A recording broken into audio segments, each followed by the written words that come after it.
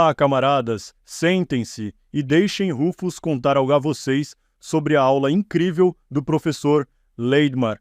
Então, o professor, ele começou falando sobre um tal de Novo Testamento, dizendo que ia nos apresentar ao livro chamado Romanos.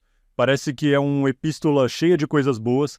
Ele começou falando sobre uns livros legais que poderíamos ler se quiséssemos realmente entender esse tal de Novo Testamento. Tipo, tinha um livro chamado Os Apóstolos da Bíblia e outro do F.F. Bruce, que comentava versículo por versículo sobre o livro de Romanos.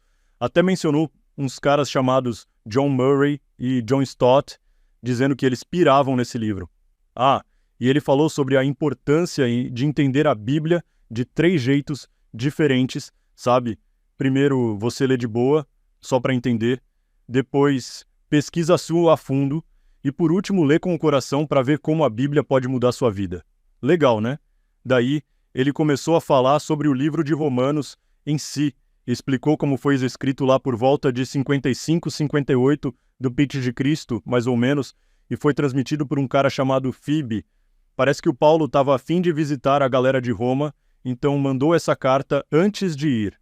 E falou sobre como o livro é cheio de ensinamentos importantes sobre a graça de Deus e a fé em Jesus. O professor também dividiu o livro em 4 partes, falando sobre justiça necessária, justiça providenciada, justiça vindicada e justiça praticada. Parece que o tema principal é sobre ser justo e como isso é importante pro pessoal da igreja.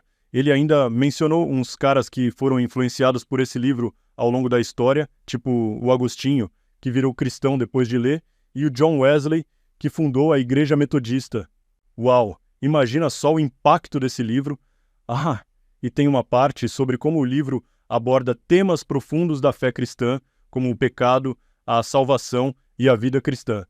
E ele meio que terminou falando que a gente deveria ler o livro não só para saber, mas para deixar Deus mudar nossas vidas com o que está lá. Então, é isso, pessoal. O professor Leidmar mandou bem demais nessa aula, né?